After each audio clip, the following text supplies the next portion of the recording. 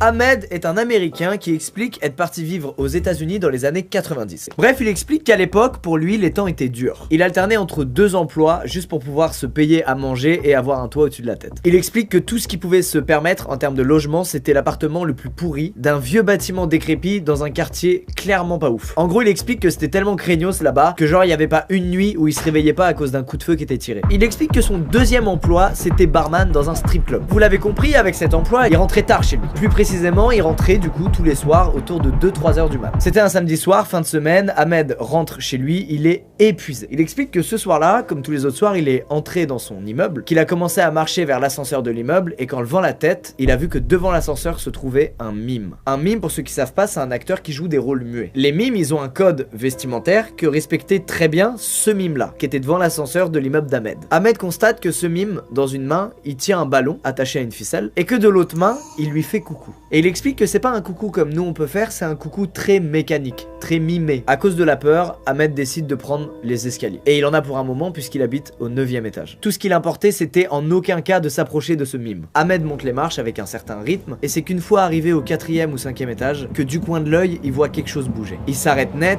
il se retourne pour voir ce que c'est et douche froide, le mime est dans la cage d'escalier en train de monter les marches. Et ce qui terrorise Ahmed, c'est qu'il monte pas les marches normalement, il monte les marches, vous savez comme dans les vieux films muets, quand un personnage veut montrer qu'il essaie d'être discret, il marche sur la pointe des pieds, et là le mime s'aperçoit qu'Ahmed l'a repéré, et d'un coup il se fige. Là Ahmed commence à vraiment avoir peur et il décide de lui parler. Il lui dit en riant nerveusement « Mec, arrête !» Aucune réaction de la part du mime. Il reste là sans bouger, dans la même position qu'il y a une minute et il attend. C'est là qu'Ahmed réalise qu'il y a un problème et qu'il se met à courir pour rejoindre le 9e étage. Et malheureusement quand il se met à courir, il entend le mime qui fait la même chose que lui. Ahmed cette fois il cède et il hurle sur le mime. Il lui demande pourquoi il fait ça, qu'est-ce qu'il veut, et il lui demande surtout de lui foutre la paix. Et d'un coup, l'expression du visage du mime change et il se met à être triste, ou plutôt à jouer la tristesse. Et à ce moment précis, Ahmed comprend que le gars en face, il est pas là pour déconner et qu'il a très probablement de mauvaises intentions. Il arrive devant sa porte d'entrée, il ouvre à une vitesse folle, il rentre chez lui, et là il est sous le choc de ce qu'il vient de vivre. Il réalise même pas en fait. C'est au moment où il reprend ses esprits et où il pense être tiré d'affaire qu'il se met à entendre des frottements contre sa porte d'entrée, venant évidemment de l'extérieur. Après quelques dizaines de secondes, Ahmed explique qu'il prend son courage à deux mains, qu'il a pas le choix, et qu'il va voir à travers l'œillet de sa porte d'entrée. Et malheureusement, le mime est bien là, devant sa porte, et il se met à fixer l'œillet en souriant. Ahmed, il reste bouche bée, regardant à travers l'œillet de la porte. Il est complètement choqué, il arrive plus à bouger, il est tétanisé. Et le mime met ses paumes de main de chaque côté de son visage, ouvre la bouche comme s'il était étonné, et il se met à faire des cliquetis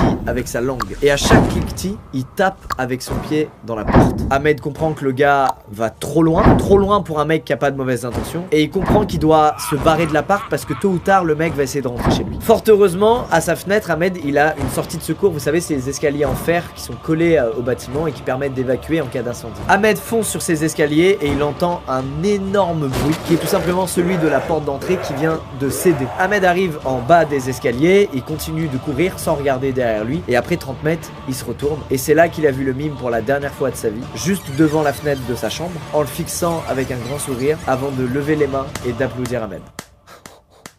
Pour Ahmed, il était absolument hors de question de revenir dans cet appart, donc il a logé chez des amis, le temps de trouver un nouvel appartement, et heureusement pour lui, il explique que ça s'est fait très rapidement. Il a plus jamais eu de news de ce mime, hein, comme il l'a dit, et il a un bon trauma. Il a toujours pas compris si le mec juste était un psychopathe.